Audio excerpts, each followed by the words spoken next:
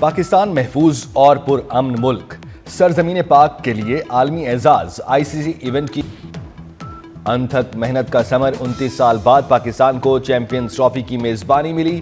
دنیا دیکھ رہی ہے کہ پاکستان میگا ایونٹ کے لیے تیار ہے۔ چیئرمین PCB محسن نقوی کا چیمپئنز ٹرافی کی افتتاحی تقریب سے خطاب، کہا بڑے ایونٹ کے لیے ریکارڈ مدت میں سٹیڈیمز تیار کیے گئے۔ چیمپئنز ٹرافی کو ایونٹ سے زیادہ کرکٹرز کے لیے خود کو منوانے کا ایک سنہری موقع قرار دے دیا۔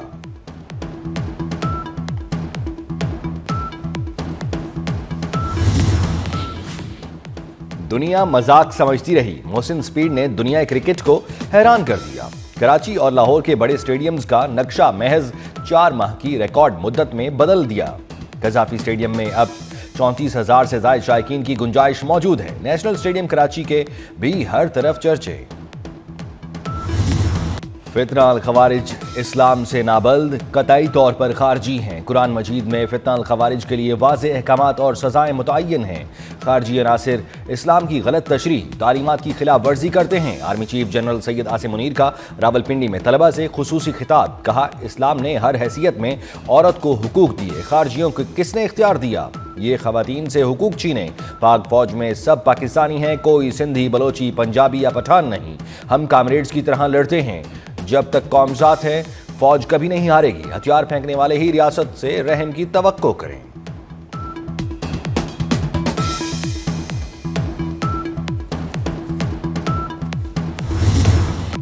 ریاست کو چیلنج کرنے کی اجازت کسی کو نہیں دیں گے۔ کابل میں نئی حکومت کے بعد سے دہشت گردی میں اضافہ ہوا۔ بلاول بھٹو کی میونخ سیکیورٹی کانفرنس کے بعد میڈیا سے غیر رسمی گفتگو، مقاصد کے حصول کے لیے سیاسی و معاشی استحکام کی ضرورت پر زور دیا۔ بولے ہم IT اور ڈیجیٹل دور کے لیے تیار نہیں، ہمیں فیصلہ کرنا ہوگا ملک کیسے چلانا ہے۔ ہمیشہ کہا ادارے اور سیاستدان اپنے دائرے میں کام کریں، پاکستان کو بانی PTI کی سیاست سے پاک کرنا ہوگا۔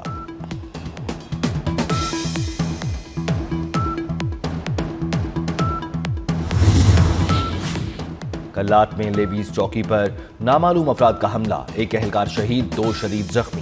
وزیراعظم شہباز شریف، وزیر داخلہ محسن نقوی کی حملے کی شدید مذمت، دہشت گردوں کے ناپاک عزائم کامیاب ہونے نہیں دیں گے۔ وزیراعظم نے عزم کو دہرایا۔ وزیر داخلہ نے کہا لیویز اہلکار علی نواز نے فرض کی ادائیگی کے دوران جان قربان کی، شہادت کا اعلیٰ مرتبہ پایا، شہداء کی قربانیاں رائے گاہ نہیں جائیں گی۔ ایک لاوا پک رہا ہے جو کسی بھی وقت پھٹ سکتا ہے۔ کراچی میں پہلے یلو لیبل مافیا تھا، اب دوسرا آ گیا۔ MQM رہنما فاروق ستار نے کہا کارکنوں کو صبر کی تلقین نہ کرتے تو شہر میں آگ لگ چکی ہوتی۔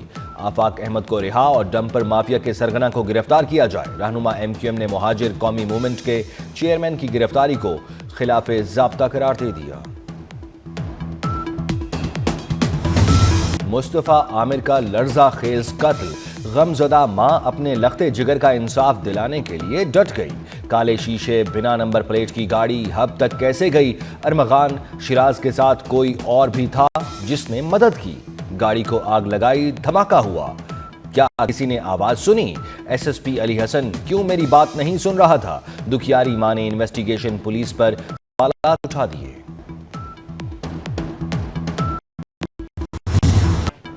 مصطفیٰ عامر کی قبر کشائی کے لیے عدالت میں درخواست، پولیس کا مارشا شاہد کے بیان کے لیے انٹرپول سے رابطے کا فیصلہ۔ ملزمان کن راہ روٹ میپ بھی تیار۔ مصطفیٰ کے گھر سے فوٹیج بھی پولیس نے حاصل کر لی۔ مصطفیٰ عامر 6 جنوری کی شام گھر سے نکلا، 1 گھنٹے بعد نوجوان کی نیٹ ڈیوائس بند ہو گئی۔ دنیا کرکٹ کے بڑے مقابلے، چیئرمین PCB محسن نقوی کو دبئی میچز کے لیے UAE کرکٹ بورڈ کی طرف سے باکس مل گیا۔ محسن نقوی کا باکس فروخت کرنے کا اعلان، 30 نشستوں والے باکس کی مالیت 4 لاکھ امریکی ڈالرز تھی۔ چیئرمین PCB کا مل کر میچ دیکھنے کا فیصلہ۔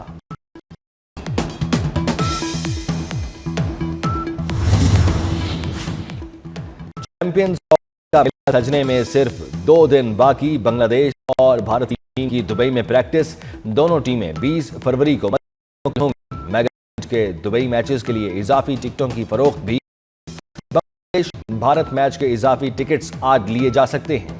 پاک بھارت میچ کی ٹکٹس بھارت نیوزی لینڈ اور سیمی فائنل کے اضافی ٹکٹوں کی فروخت بھی جاری۔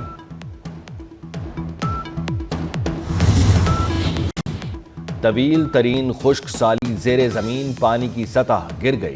راولپنڈی میں پانی کا بحران شدت اختیار کر گیا۔ شہر میں واٹر ایمرجنسی نافذ کر دی گئی۔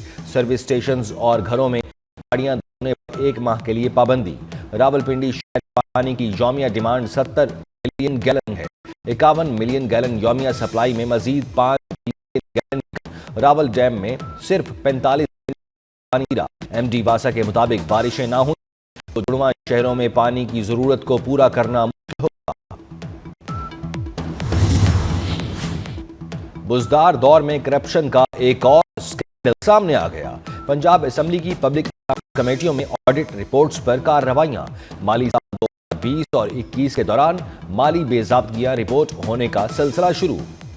آڈٹ رپورٹس میں بزدار دور میں کے سرکاری اداروں میں بغیر ٹینڈرز ادویات اور دیگر سامان خریدنے کا انکشاف۔ ڈسٹرکٹ ہیلتھ اتھارٹی مظفر گڑھ میں 6 کروڑ 65 لاکھ 41 ہزار مالیت کی ادویات اور دیگر سامان کی خریداری قانون کے برعکس کی گئی۔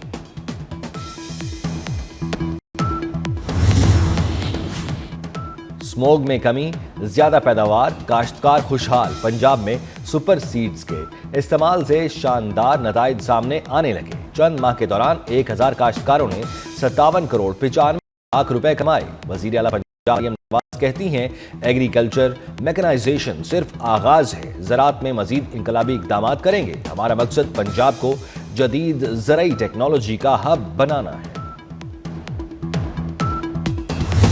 نوجوانوں کے لیے کھیلوں کے میدان بنائیں تاکہ ہمارے کھیلوں کے میدان آباد ہو سکیں۔ میں صوبائی حکومت سے بھی یہ کہوں گا کہ آپ کا منشور رہا ہے کہ ہم ہر جگہ کرکٹ کے میدان بنائیں گے، ٹریک سوٹ پہن کے گھوم رہے ہوتے ہیں، تو آپ چترال پہ اور باقی صوبوں پہ میدانوں پہ توجہ دیں۔ ہمارا جب نام آئے تو سپورٹس کے میدان میں ہے کہ آپ نے یہ بچے پیدا کی ہیں سپورٹس کے میدان میں تاکہ ان کا نام روشن ہو، صوبے کا نام روشن ہو۔ گورنر خیبر پختونخوا کا صوبے میں کھیلوں کے میدان آباد کرنے کا عزم۔ صوبائی حکومت سے کھیلوں پر توجہ دینے کی درخواست کر دی۔ فیصل کریم کو ارباب نیاز اسٹیڈیم 2017 سے تعمیر ہو رہا ہے۔ دوسرے شہروں میں 3 ماہ میں اسٹیڈیم بن رہے ہیں۔ چاہتے ہیں خیبر پختونخوا کا نام کھیلوں کے میدان میں سب سے آگے آئے۔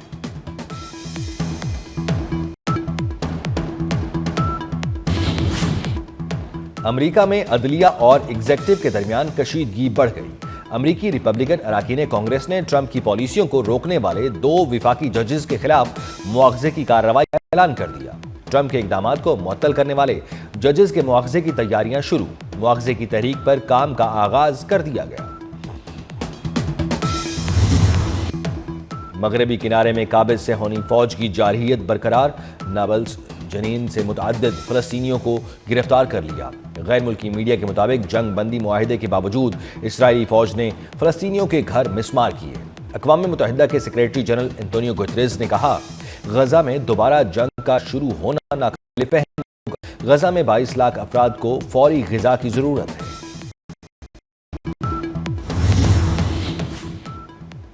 امریکی صدر ڈونلڈ ٹرمپ کا غزہ سے فلسطینیوں کی بے دخلی کا منصوبہ۔ لندن میں فلسطینیوں سے اظہار یکجہتی کے لیے ہزاروں افراد سڑکوں پر نکل آئے۔ فلسطینی پرچم لہراتے ہوئے لوگوں کو امریکی سفارت خانے کے باہر مظاہرہ۔ امریکی صدر اور اسرائیل کے خلاف نعرے بازی۔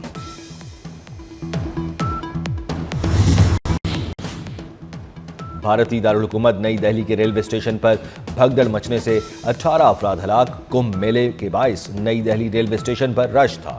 اسٹیشن کے ایک پلیٹ فارم پر دوسرے پلیٹ فارم کے مسافروں کے آنے سے بھگدڑ مچی۔ ہلاک ہونے والوں میں 10 خواتین اور 4 بچے بھی شامل، متعدد افراد زخمی۔ چولستان جیپ ریلی میں تیز رفتاری کا امتحان، پری پیڈ کیٹیگری کا ٹریک تبدیل کیا گیا۔ ڈرائیورز نے شاندار مہارت کا مظاہرہ کیا۔ 216 کلومیٹر کے ٹریک پر دھول اڑاتی گاڑیاں، مقامی آرٹسٹ کا سینڈ آرٹ لوگوں کی توجہ کا مرکز بنا رہا۔ لاہور کے الحمرا ہال میں فیض میلے کا تیسرا دن، صوفیانہ کلام پر طالبات کا رقص، شرکاء سے خوب داد سمیٹی۔ بھارتی اداکارہ نندتا داس بھی فیض کی محترم۔ اور پاپ گلوکار شہزاد رائے کی سالگرہ، 48 برس کے ہو گئے۔ شہزاد رائے نے جو گایا خوب گایا۔ پاپ میوزک میں اپنا منفرد مقام رکھنے والے یہ گلوکار سماجی کارکن بھی ہیں۔